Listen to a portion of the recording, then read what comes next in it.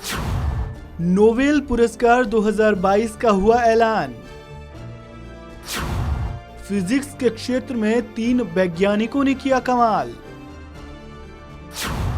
जाने किन 3 वैज्ञानिकों को मिला फिजिक्स का Nobel.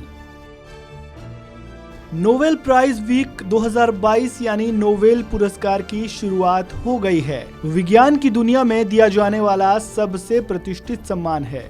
Royal Swedish academy of sciences ने मंगलवार को फिजिक्स के क्षेत्र में विशेष योगदान देने वाले वैज्ञानिकों को नोबेल पुरस्कार देने की घोषणा की। इस बार फिजिक्स का नोबेल पुरस्कार संयुक्त रूप से Alain Aspect, John F Clauser और एंटन जिलिंगर को क्वांटम फिजिक्स में विशेष योगदान के लिए इस साल का फिजिक्स का नोबेल पुरस्कार दिया गया।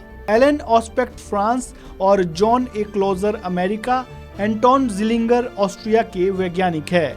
इन तीनों वैज्ञानिकों को उलझे हुए फोटोन वेल इनइक्वालिटी को इस्टेब्लिश करने और क्वांटम इंफॉर्मेशन की शुरुआत करने के लिए नोबेल पुरस्कार दिया गया है।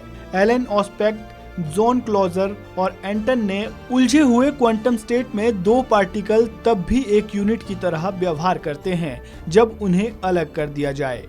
इन एक्सपेरिमेंट के नतीजों ने क्वांटम जानकारी पर नए नतीजों के लिए रास्ता साफ किया है।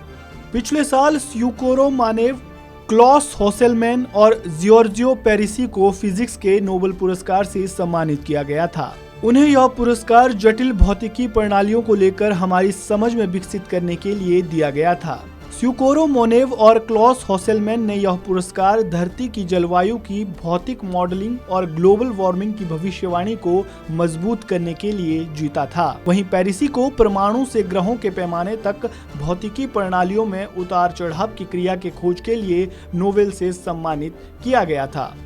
इससे पहले चिकित्सा जगत में अपनी खोजों के लिए वैज्ञानिक स्वांते पेवो को नोबेल पुरस्कार दिया गया था।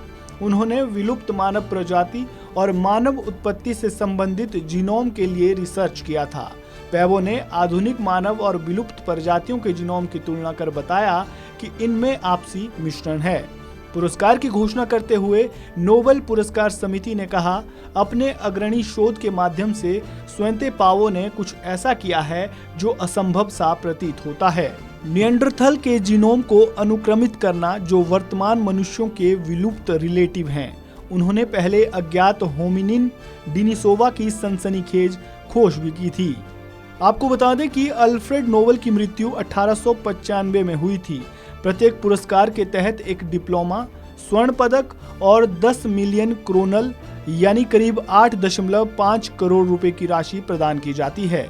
विस्फोटक डायनामाइट की खोज करने वाले स्वीडन के धनी उद्योगपति अल्फ्रेड नोबेल ने अपनी वसीयत में इस पुरस्कार का उल्लेख किया था। वसीयत में लिखा था कि उनकी संपत्ति का अधिकांश हिस्सा एक फंड में रखा जाए और उसके सालाना ब्याज से मानव जाति के लिए उत्कृष्ट योगदान देने वालों को पुरस्कृत किया जाए। इस रिपोर्ट में फिलहाल इतना ही। ताज़ा अपडेट्स के लिए आप बने रहें वन इंडिया हिंदी के साथ।